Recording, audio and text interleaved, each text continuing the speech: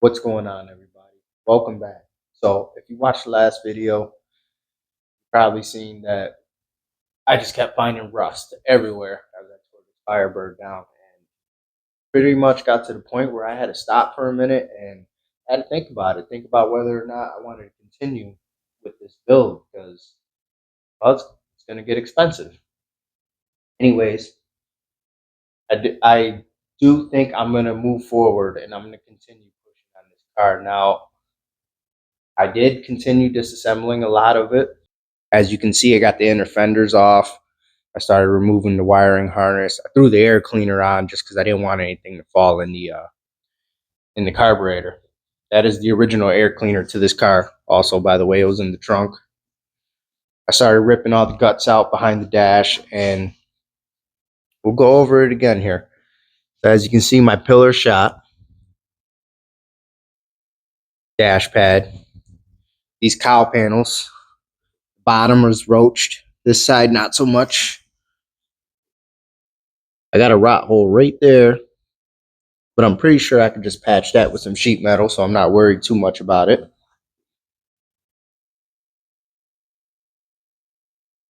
Cowl. This side's bad. It's my e-brake cable. This was a pain to get out. It had so much pack rust that I couldn't get the pins to depress. And as I had to beat on it with a hammer, it just pretty much broke. Inside the car, well, as you know, the floors are shot. I did find a little rot hole in the dash panel, the front half. It's right there. I don't know if you can see that. Found my frame to be bad. Right there. But I did pick one up. Found one on Marketplace for 300 bucks. 2-hour drive. Went and got it. I'll show you guys that one another time. I got it outside. It's actually in really good shape. I believe it came right off of a driver. It has brand new brake shoes, brake lines. But we're pretty much to the point here where I'm ready to get this subframe off of the car. I got the brake lines and gas lines pretty much cut. I just grabbed them and snapped them. See them right there floating around. All I got left to do is I got to cut that brake cable right there. Just going to cut it. I'm not going to bother with it trying to get underneath the car. And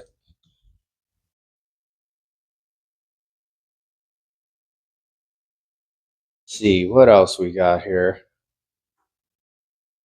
I did check out my window channels back here. Look right there.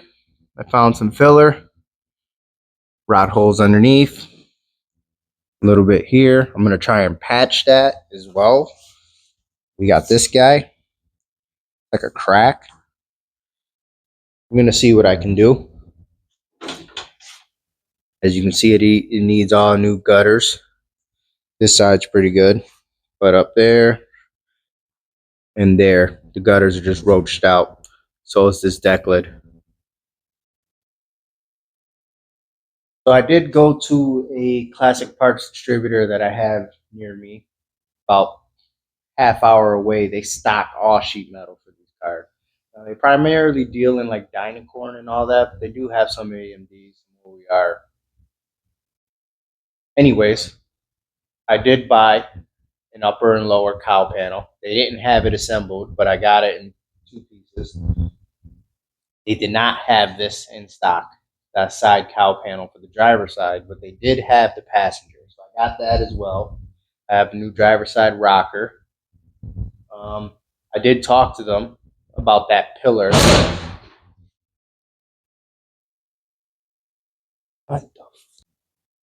As I was saying, I did speak to them about that pillar right there, and they might have a cutoff section from an old car in stock that could help me out. I could probably make patches for these pillars, but it's really heavy gauge steel. I don't have that on hand, so instead of buying the sheet metal, I will possibly buy the pillar itself. Now he doesn't know if he has a full size pillar in stock, but I do know because I seen it. They had a front cowl section that was cut off that I was looking at. It was a little too rotted, but it did have the pillars. They were cut about right here on both sides. So I was thinking maybe I will get both of them cut, and with the two, I can repair that one side because the driver's side is actually perfect. It's immaculate. No rust on it. Well, surface rust, that's about it. But there's nothing like no pitting or anything. So pretty much got that all covered. So now I think the next step is I'm going to work on getting this subframe out of here. We're going to build a little cart so I can roll the body around right now because I'm not quite ready to drop the rear end and level it out and get everything going for the floor. Now, in order for me to get this rear end out, I believe I said it already, but if I haven't, I'm going to cut that cable there because I already showed you in the front half it's no good, so there's no point in me saving it.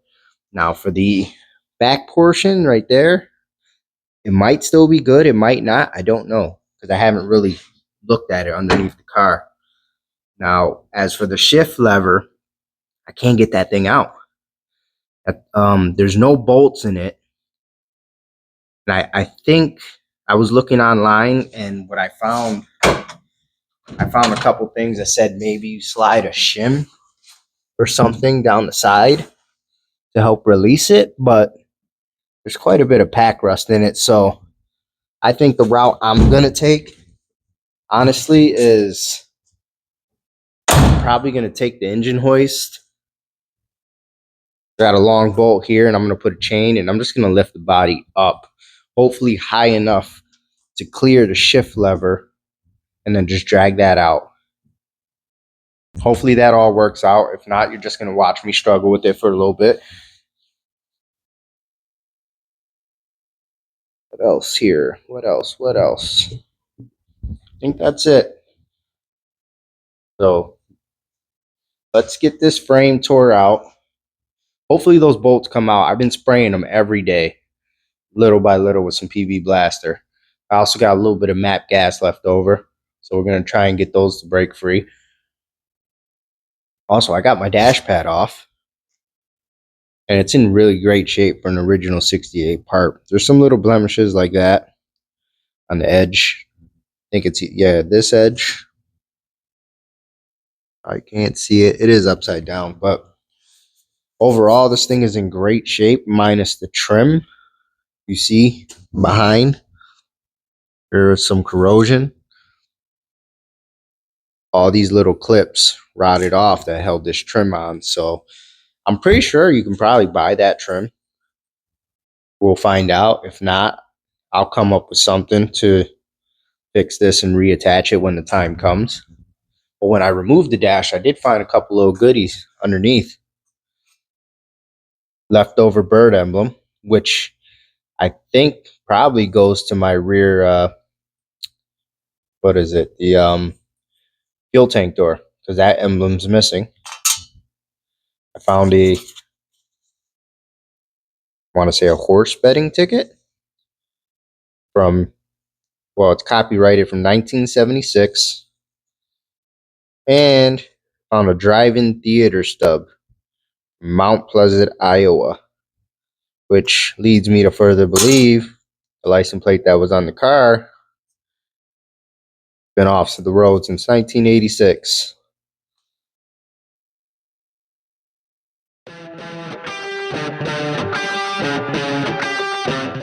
All four bolts did that break free easily. Now, rear passenger side, honestly, I don't even think I need to remove that one because the subframe completely rotted around it. Looks as if it's just going to slide right out, no issues.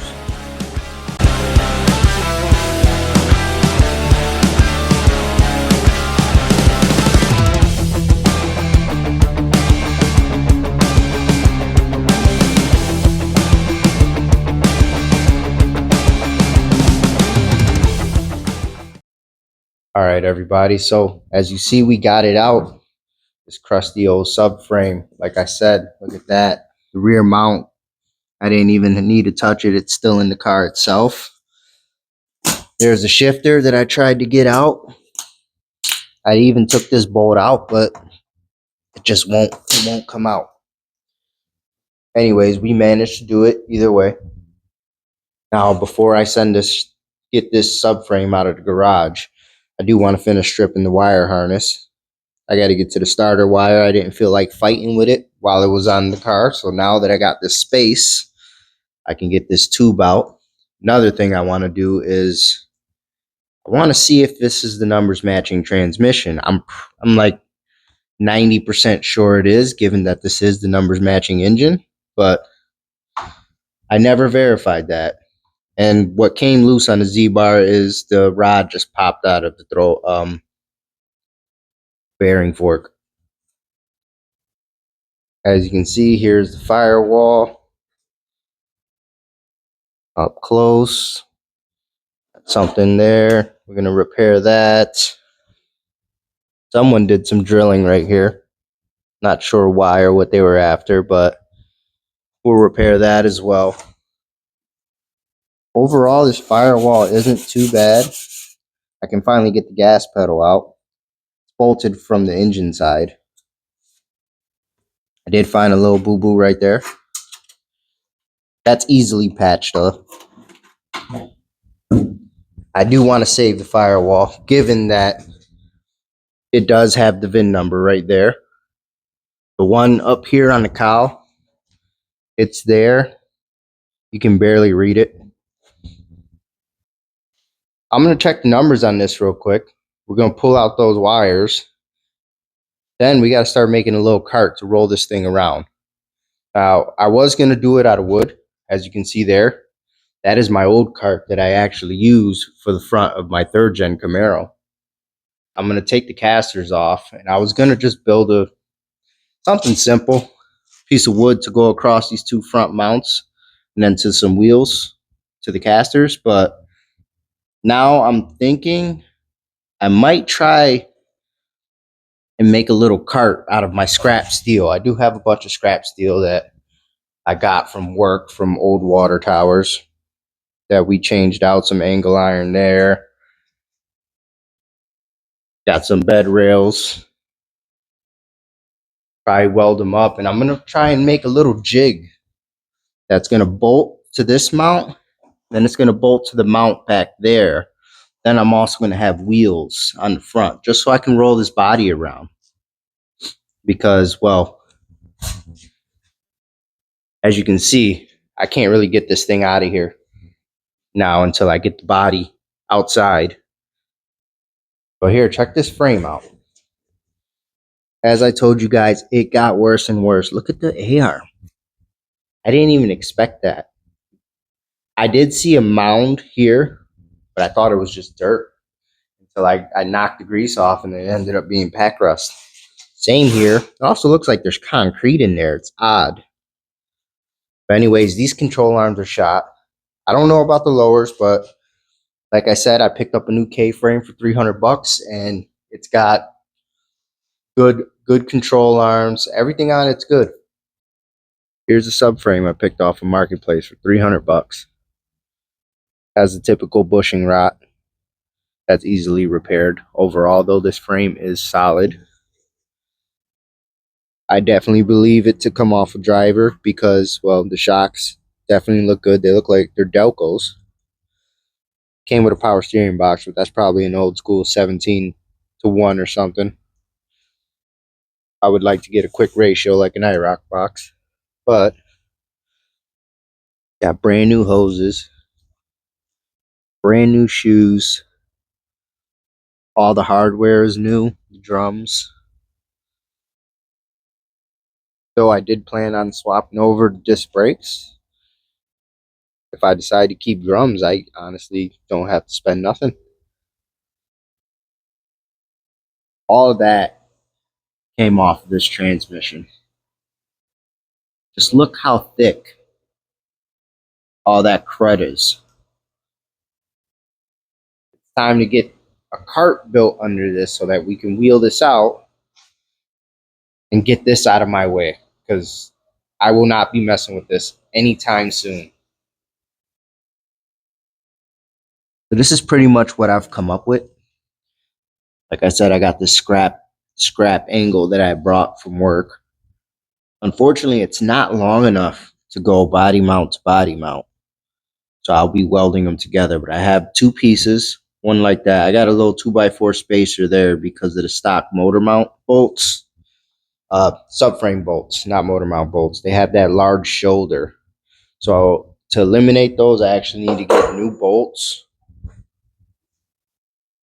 But I'm pretty much, here's the other side. I'm going to weld that together. I'm going to weld it all the way around so it's good and strong on both ends. Then I'm going to build some legs coming downward, right? It's going to come downward and I'm going to put another bar across.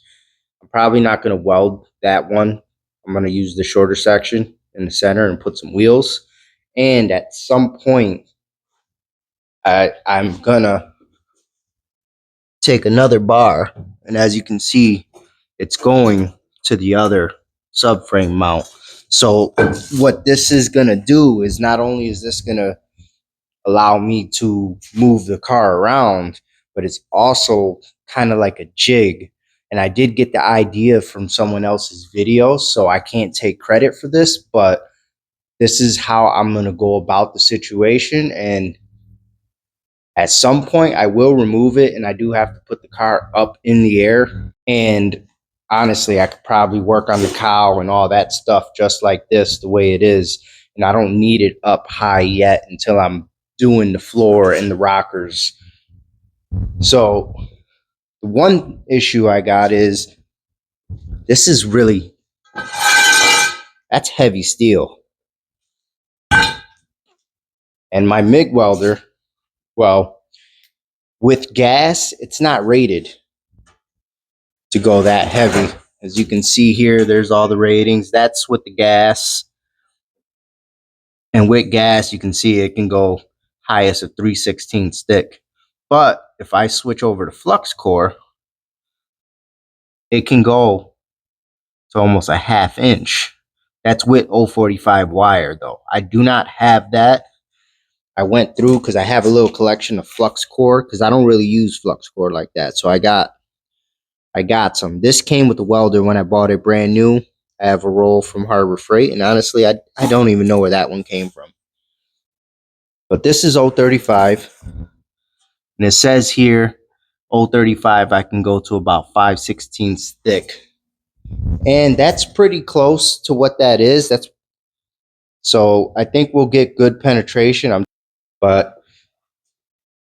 So I'm going to get this switched over. I'm going to get my spool out. I'm going to put this little guy in. I got to change a couple connections to go flux core. So in order to switch this over to flux core, all I need to do, obviously after installing the flux core wire itself, is take these two terminals and swap them. So pretty much I'm going to take this gun. This is to the welding lead, and that's on a positive, and I'm going to put that on negative, and then I'm going to take my ground clamp, which is this, and switch that to positive. It's as simple as that.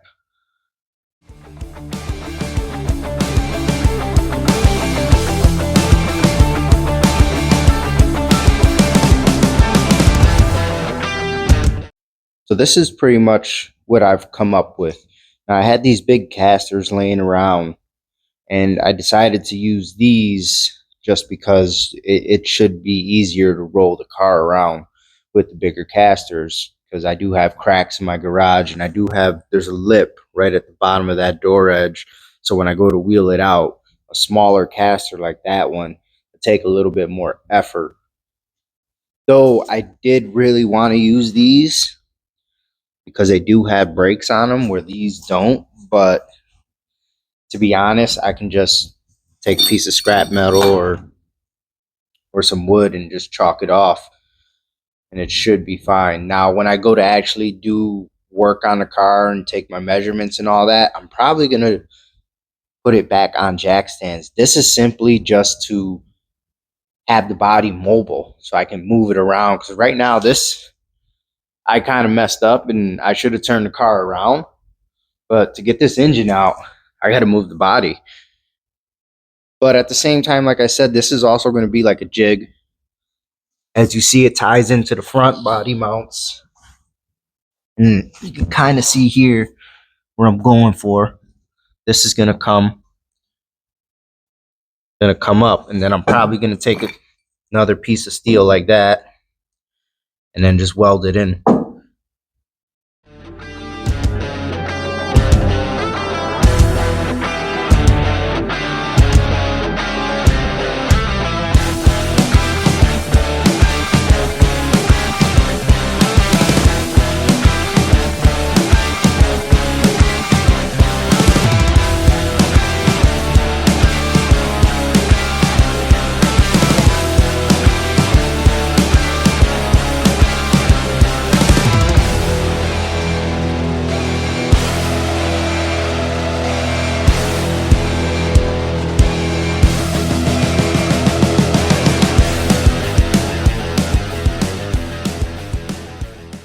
All right, here's the finished product. It's definitely not pretty. It's ugly, but it's going to do what it was meant to do. 4 body mount holes will line up, and it's going to allow me to roll the car around. That way I can get this out of here, and we can actually start working on this. All right, so here's a moment of truth. Let's see if this thing holds. I got it bolted back in. Everything lined up perfectly so it didn't warp on me. I just put a couple jack stands underneath this subframe so I can get my jack out.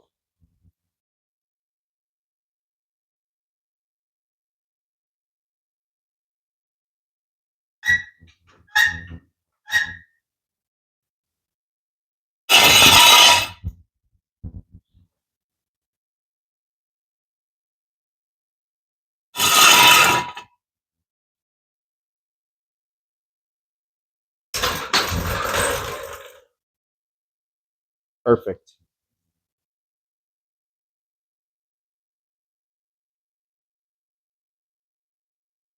Just what I wanted. I think I'm going to wrap it up here. We actually got a winter storm going on right now, so I'm going to head upstairs. Tomorrow, weather permitting, if I can get it shoveled out, we're going to get this pushed out of the garage. I'm going to find a place for this. I'm going to try and leave the engine on it, to be honest with you, but my yard is pretty full with all our cars. So if worse comes to worse, I might have to pull the engine, and then I'm going to stand the subframe up like the other one that I bought, and then we'll set the engine somewhere in a smaller package. I actually have another little metal cart that I use to put engines and trans on. When we come back, I believe the first thing I'm going to try and tackle on this car, I'm going to go for the upper roof brace and the window channel. So stay tuned. I appreciate everybody for watching, and I'll catch you on the next one.